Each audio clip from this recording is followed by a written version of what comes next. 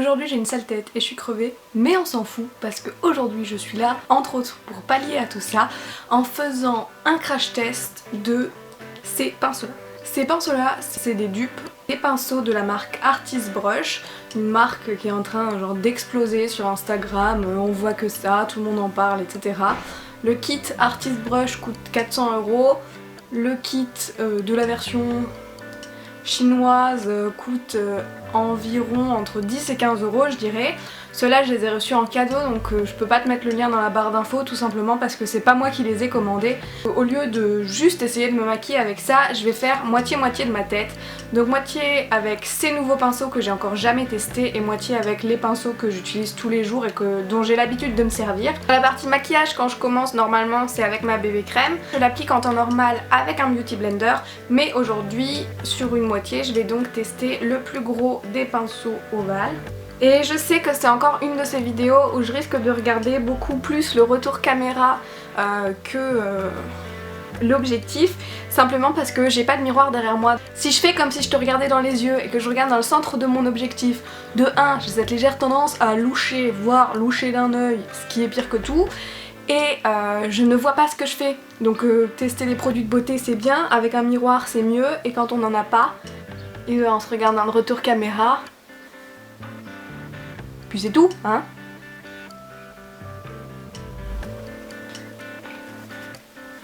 Alors le fond de teint ou la bébé crème, pour l'instant ça va. J'ai l'impression que j'en ai appliqué beaucoup plus du côté là parce que ça étale vraiment la matière. Alors que le Beauty Blender ça a tendance à l'absorber. Donc ce côté-ci a l'air plus mat et ce côté-là plus brillant. Mais pour l'instant, les deux me vont. Deuxième étape pour moi, c'est l'anti-cerne qui est sous forme de stick. Je l'applique toujours en long triangle sous mes yeux et dans ma routine jusqu'à maintenant, je l'ai estompé au Beauty Blender. Pour l'anti-cerne, je trouve celui-ci plus sympa que le Beauty Blender, tout simplement parce que je déteste m'appuyer trop au niveau des yeux. Et quand on a le Beauty Blender de taille standard et pas les tout petits, je trouve qu'on est obligé de beaucoup s'appuyer contre le nez, contre les arêtes du nez quand on estompe l'anti-cerne, alors que ça, on a beaucoup moins besoin d'appuyer. Quand on appuie trop fort, la brosse se courbe mais sans que ça fasse mal, donc justement ça évite d'exercer une pression trop forte. Pour l'anti-cerne, je pense que je vais utiliser ça plutôt que le Beauty Blender par la suite. Ensuite, je vais faire un truc que je fais absolument pas tous les jours, c'est faire un contouring mais en crème. Simplement parce que j'ai vraiment envie d'utiliser l'ensemble de ces pinceaux là. Les rares fois où j'utilise du contouring en crème c'est avec cette palette et je l'applique généralement avec un pinceau à fond de teint de chez ELF que j'estompe encore une fois avec mon Beauty Blender. De l'autre côté, toujours une brosse ovale un tout petit peu plus petite que celle que je viens d'utiliser pour l'anti-cerne et je vais venir prélever la matière directement avec. J'ai peur qu'il y en ait beaucoup trop. Mais je considère que c'est de la triche si je l'applique avec le pinceau ELF et que je l'estompe avec ça. Je voudrais vraiment juste me servir de ça. Alors celui-là c'était celui pour l'anti-cerne et celui-là celui pour le contouring. Mais du coup je vais estomper avec celui de l'anti-cerne. Encore une fois, je trouve les pinceaux beaucoup plus confortables. En fait, j'aime pas me maquiller avec le Beauty Blender. Je trouve que ça estompe bien, mais je trouve que c'est pas du tout agréable. Et là, j'ai trouvé une solution qui estompe bien et qui est beaucoup mieux. Donc je pense qu'il y a de l'avenir. Bon, maintenant que toutes ces matières crème pénètrent, je vais passer à mes sourcils. J'ai longtemps galéré à trouver le pinceau que je trouvais parfait pour faire mes sourcils. Et pendant super longtemps j'en ai utilisé un tout petit, celui-là en fait, qui est un pinceau normalement utilisé pour appliquer le rouge à lèvres, mais je me servais de celui-là avant, que j'ai récemment remplacé par celui-là, un pinceau biseauté plat, qui est donc en fait un pinceau à eyeliner de chez Emma, et c'est avec ça que je me fais les sourcils. La lumière est en train de changer parce que le soleil est en train de se coucher, je m'en fous, je continue. Pourquoi j'aime beaucoup ce pinceau biseauté? Parce que ça me permet de faire un bord anguleux à mon sourcil. Et il n'y a pas de ce genre de pinceau dans le kit de pinceaux. Du coup, je vais tenter l'expérience avec celui-là. Bon, je sais pas du tout à quoi il est censé servir, mais on va tenter. Encore une fois, je trouve l'alternative top, surtout parce que ça, j'ai l'impression que ça me brosse les sourcils en même temps. Et instinctivement, quand j'avais fini de faire ce sourcil, j'avais presque envie de brosser celui de ce côté-là avec. J'ai l'impression que ça dépose plus de matière. Et j'ai l'impression aussi qu'il faudrait peut-être que je change le fard pour mes sourcils parce que depuis que j'ai les cheveux un peu gris, le fard marron foncé ça convient pas trop. Mais on est là pour tester les pinceaux et pas les fards, donc on va faire avec. On continue avec les yeux. Le pinceau dont je me sers pour appliquer la couleur la plus proche de ma peau, surtout de la paupière, c'est un pinceau fluffy, comme ça, tout simple, tout bête. D'un l'autre pinceau qui vient aussi d'AliExpress. Je te promets, j'ai pas d'action chez eux, mais j'achète beaucoup trop là-bas. Je me rends compte que toutes mes références, c'est des trucs de là-bas. Ça devient inquiétant. De l'autre côté, je prends mon dernier mini pinceau ovale. Les autres ont une forme un peu différente. Donc je le prends lui et j'applique pareil, du beige clair sur toute la paupière. Autant pour le teint, j'ai apprécié tous ces pinceaux ovales. Autant pour les yeux, je suis pas convaincue et là je préfère utiliser mes pinceaux à poils normaux on va dire. J'ai l'impression qu'on s'appuie beaucoup plus sur les yeux. La sensation est plus désagréable avec ça qu'avec ça. Donc là je resterai sur mon pinceau classique. Bon, on va partir sur un truc assez simple parce que le but d'aujourd'hui c'est pas du tout de déterminer si je sais me maquiller ou pas. On va prendre un fard là, comme ça là, on s'en fout. Un que j'ai pas encore utilisé sur cette palette. On est là pour les pinceaux, pas le maquillage, je vais pas te donner les explications parce que là encore une fois il y a très probablement des youtubeuses beauté qui sont 1000 fois plus qualifiées que moi pour t'expliquer où est-ce qu'on pose quelle couleur. Pour faire la même chose de l'autre côté, j'utilise lui qui est donc un peu comme les autres pinceaux ovales, sauf que il est pas ovale, il est rond, et j'essaye de faire un truc symétrique. J'imagine que quelque part quelqu'un a fait un tableau pour expliquer à quoi servait chacun de ces pinceaux. Si ça se trouve, ceci n'est pas du tout un pinceau pour les yeux. C'est tout à fait possible. Encore une fois, pour les yeux, je suis pas convaincue. Je trouve qu'avec ça, c'est beaucoup plus difficile de faire un effet estompé dans le coin. J'ai l'impression que là, mon coin, il est très marqué, comme si j'étais pas très bien maquillée. Du coup, je vais reprendre celui avec le fard clair pour essayer de faire un peu pinceau estompeur. Si je fais ça, tu vois pas, mais c'est mieux pour moi quand même. On va dire que ça passe, mais c'est pas ce que je préfère pour les yeux. Ok, là ça devient intéressant parce que je commence à faire n'importe quoi juste pour utiliser les pinceaux qui restent, sachant qu'il m'en reste 3. Je vais utiliser celui-là pour l'eyeliner. Ouais. Et je suis de plus en plus en train de m'enfoncer dans mon matelas, bientôt tu me verras plus, je vais être là. J'ai testé la technique au scotch. Et je la trouve plutôt très pratique. Sachant qu'aujourd'hui, j'ai pas vraiment de miroir en face de moi et uniquement le retour caméra, tu ne me jugeras pas sur la symétrie des traits de liner, mais simplement sur leur exécution, si tu veux bien. De mon côté classique, j'utilise l'eyeliner en gel qui est là, dans cette palette que j'ai reçue pour l'anniversaire de mes 18 ans.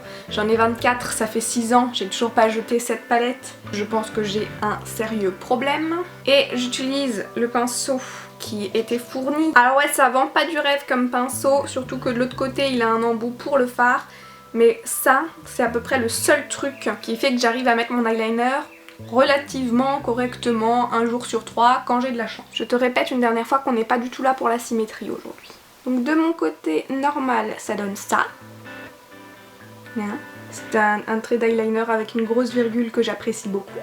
Si tu veux le voir de plus près, le voilà. D'encore plus près même si tu veux, mais là plus près je me cogne contre mon appareil photo, donc là ça doit te suffire. Et de mon œil toujours scotché,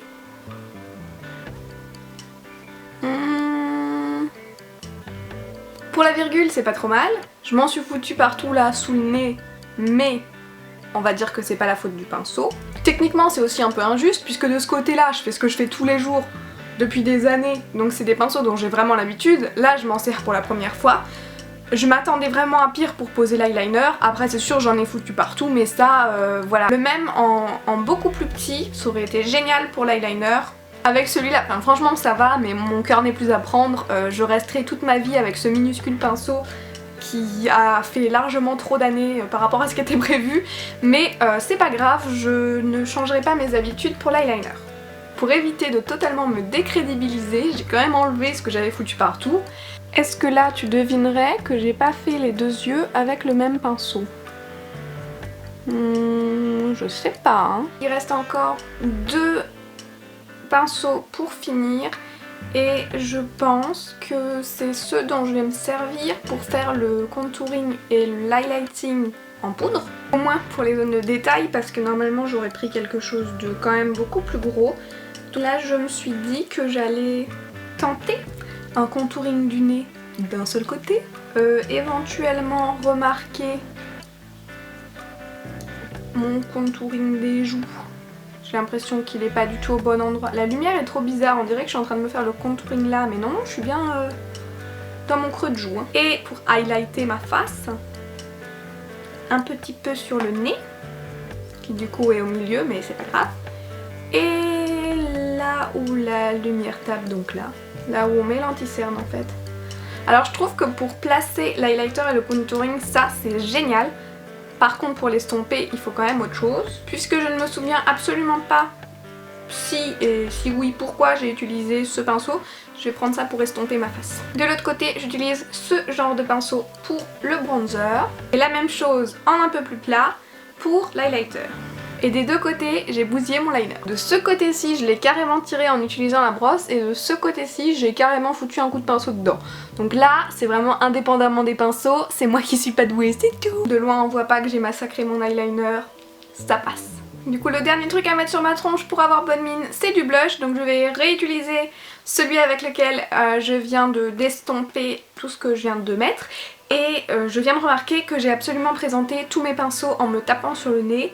Je sais pas pourquoi, promis, je fais pas ça quand je suis pas en face de la caméra, c'est pas un mouvement dans ma routine maquillage, c'est juste que je trouve que c'est bien pour te le montrer au milieu de ma tête au lieu de faire ça, ça, ça, ça, enfin moi j'aurais pu te le mettre n'importe où. Je trouve que là c'est bien, c'est centré, tu le vois quoi. Donc je vais utiliser un des 4 blushs là, j'ai pas encore décidé lequel. Amstramgram, je connais pas la suite. Une bague en or c'est toi qui sortira dehors. Une bague en or c'est toi qui sortira dehors. Une bague en or c'est toi qui sortira dehors. Quand même quand on applique du blush avec ça on a un tout petit peu l'impression d'y aller à la truelle. Hein. Et on y va à la truelle. De l'autre côté... Pour finir cette vidéo et avoir l'air normal, accorde-moi 2 secondes pour mettre du mascara. Mais surtout accorde-moi 2 secondes pour mettre du rouge à lèvres. Voilà. Alors... Maintenant que j'ai fait tout mon make-up, la question est-ce qu'on voit une différence entre mon côté droit et mon côté gauche? Peut-être que tu le vois à l'envers et que tu es en train de te dire que je connais pas ma droite de ma gauche. Ça c'est bien ma droite. Attention, on zoom. Je me mets absolument face à ma fenêtre pour que la lumière soit similaire. Si on regarde le teint, j'ai pas l'impression qu'il y ait de grosses différences. Ceci est une tache, c'est pas du maquillage, c'est normal. Si on regarde les yeux, que j'ai absolument foiré des deux côtés, mais que j'avais pas envie de recommencer, je trouve que là on voit bien que j'ai eu un problème pour estomper. Là le rendu est beaucoup plus flouté, beaucoup plus fondu, et là on voit vraiment les coups de pinceau, tout simplement parce que estomper du fard avec un pinceau boule comme ça, c'est pas du tout évident et je recommanderais pas. Pour les sourcils, je préfère le rendu de celui-là, alors que j'ai préféré l'appliquer avec mon pinceau de tout le temps, mais je trouve que celui-là il fait plus naturel. Par contre on peut voir que le fond de teint pour l'estomper dans les sourcils, le pinceau brosse c'était pas tout à fait ça. Du coup bah chacun a ses avantages, chacun a ses inconvénients. C'est vrai que pour le teint j'ai adoré tous ces petits pinceaux ovales. Pour tout ce qui était plus détail, en fait les plus petits des pinceaux de cette collection, j'ai eu un peu de mal. Pourtant, les poils ont par exemple la même longueur que sur un pinceau classique pour les yeux, mais le fait que le manche soit à 90 degrés par rapport au poil et pas dans le prolongement, je trouve que ça rend l'estompage plus compliqué. Après, comme dit, c'était pas un crash test tout à fait juste pour ces pinceaux-là, puisque c'était la première fois que je m'en servais et qu'il y a sûrement des coups de main à prendre qui viennent après plusieurs applications. Alors que ceux-là, bah, comme dit, c'est ceux dont je me sers tout le temps, donc forcément j'ai un peu plus le coup de main. Et encore, pas sur l'eyeliner apparemment. Si t'es curieuse, si t'es curieux d'ailleurs aussi, je te conseille de les acheter parce que pour 10 € le lot de pinceaux c'est quand même vachement sympa. Par contre, je ne te recommanderais pas les pinceaux à 400 € parce que honnêtement, peu importe leur forme ou leur matière, à part éventuellement si c'est des pinceaux en poil de licorne, je ne vois pas du tout ce qui justifie 400 € le kit de pinceaux. 15 € oui, 400 € non, c'est tout ce qu'il faut retenir. J'en profite aussi pour remercier ma copine Amélie de la chaîne Little Greedy, puisque c'est elle qui me les a commandés pour mon anniversaire, même s'ils sont arrivés bien plus tard, et que c'est grâce à elle que j'ai pu les tester. Je trouvais ça pas forcément très sage d'acheter des pinceaux alors que j'en ai déjà tellement, mais du coup les recevoir en cadeau ça m'a fait super plaisir. Alors encore une fois merci Amélie. Je ne sais pas si t'arrives à entendre le bruit incessant des cloches qui sonnent, pour moi ça veut dire qu'il est l'heure d'aller prendre mon bain. Donc je te laisse, je te retrouve ici samedi prochain pour une nouvelle vidéo. Si tu ne veux pas attendre 7 jours, n'hésite pas à me rejoindre sur Instagram ou sur Snapchat, juste là. C'est tout pour moi, comme tous les samedis, merci beaucoup d'être là et surtout longue vie à toi, bye.